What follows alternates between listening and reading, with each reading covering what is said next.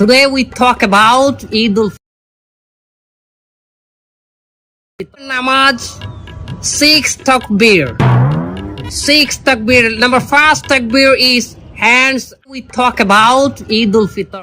এ হুজুর আরবিতে খুতবা না পড়ায় যে ইংলিশে খুতবা পড়ায় কে? আরে বাবা এটা তো ভাইরাল হুজুর, ওই কথায় কথায় ইংলিশ ফুটায় বলেই তো ওনারা নিয়ে আসে। Namaz, 6 takbir.